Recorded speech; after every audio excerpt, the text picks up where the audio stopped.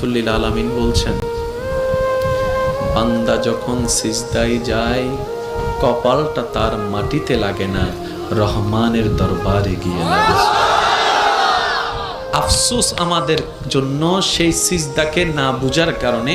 আপনাদের মসজিদেও হয়তো অনেকবার আপনারা লক্ষ্য করেছেন, রুকুতে না হয় সিজদাতে না হয় বৈঠকে ইমাম যদি কোনো রকম একটু দেরি করে, 5-10 সেকেন্ড যদি একটু সালাম ফিরাতে দেরি করে কিংবা উঠতে দেরি করে, পিছন থেকে একটা কাশি নামক মিসকল চলে আসে। কাশি নামক মিসকল চলে আসে, ও ভাই তুই কাশলি কেন, তোর কি জক্কা হয়েছে? বলে যে না, ঠান্ডা লেগেছে। না তো কাশলি কেন? বলে যে হুজুরকে একটু সিগন্যাল দিলাম। কিসের সিগন্যাল? বলে যে আমার 3 তাসবিহ শেষ হয়েছে। হুজুর আপনারটা শেষ হলে আপনি এবার তুলতে পারেন, আপনি এবার মাথাটা তুলতে পারেন, আপনি এবার মাথাটা তুলতে পারেন। হুজুর আমার তাশাহুদ শেষ হয়েছে, দরুদ শেষ হয়েছে, আপনার শেষ হলে আপনি এবার সালামটা ফিরাতে পারেন। কিরে ভাই, নামাজ তো মওলার সামনে দাঁড়ানোর একটা সুবর্ণ সুযোগের নাম, নামাজ তো গুনাহ মাফের একটা জারিয়ার নাম, নামাজ তো রবের রহমত পাওয়ার একটা জারিয়ার নাম। এখানে এসে তুই তাড়াতাড়ি করছিস কেন? বলে যে আফসোস, আমি নামাজটা জেনেছি, বুঝার মতো বুঝতে পারিনি। জেনেছে তারা শুধু সপ্তাহে জুমার দিন যায়, আজকে যেমন গিয়েছে 2 রাকাতের জন্য। আর যারা নামাজ বুঝতে পেরেছে তারা তো 5 ওয়াক্ত পড়ে পড়ে হাজার ব্যস্ততার মধ্যে রাতের ঘুমটাকে হারাম করে গভীর রাতে তাহাজ্জুদ নামাজে দাঁড়াইয়া যায়। কাউকে টেনে মসজিদে আনা যায় না। ওরা হচ্ছে জান্নেওয়ালা, আমার মতো আপনার মতো। আর যারা নামাজকে বুঝতে পেরেছে, নামাজের স্বাদ বুঝতে পেরেছে, নামাজের মজা বুঝতে পেরেছে, রুকুর মজা বুঝতে পেরেছে, সিজদার প্রশান্তি বুঝতে পেরেছে, তাদেরকে টেনে সিজদা থেকে তোলাও যায় না। সেজন্য এখন আপনারাই সিদ্ধান্ত নেন, কি জানার তলে থেকে ঝগড়া করবেন নাকি বুঝার তলে থেকে মওলার সাথে প্রেম করবেন। আপনাদের ব্যাপার, আপনাদের ব্যাপার, আপনাদের ব্যাপার, যার যার ব্যাপার। সব একটা কথা বলি, আল্লাহ আমাদেরকে দুনিয়াতে যতটুকু বিশা দান করেছেন, অর্ধেক হায়াত শেষ, বাকি আছে আমাদের অল্প একটু। ভাইয়া ভাইয়া একটু বাকি আছে, আমারও আপনারও, আমাদের সবার। মরার সময় অন্তত এমন কিছু রেখে যেন না, যেন এলাকার মানুষ আপনার মৃত্যুর সংবাদটা শুনে আলহামদুলিল্লাহ বলে। এমন কিছু রেখে যেন না, যেন আপনার ছেলেরা, আপনার নাতিরা আপনার নাম শুনলে যেন লানত দেয়। এটা জীবন নয়, এটা জীবন নয়, এটা জীবন নয়।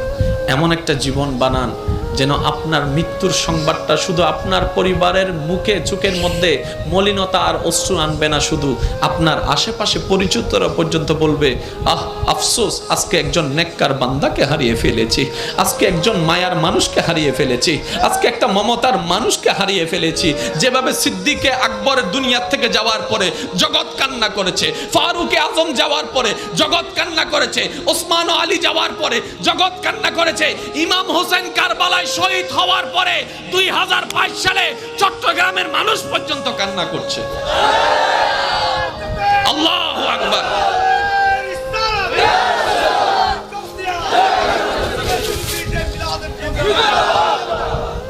কে দিছে? কে দিছে এটা? মাশাআল্লাহ, মাশাআল্লাহ, মাশাআল্লাহ, আলহামদুলিল্লাহ। আমি রাখছি, সবাই বলেন একবার মারহাবা।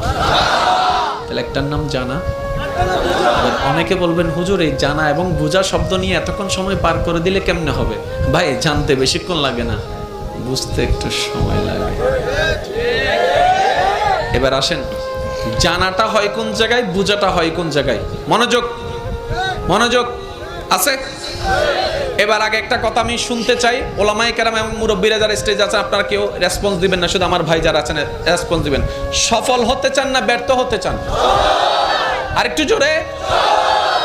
কবর কি অন্ধকার বানাতে চান না আলোকিত বানাতে চান? হাসরে কি বেইজ্জত হতে চান নাকি ইজ্জত পেতে চান?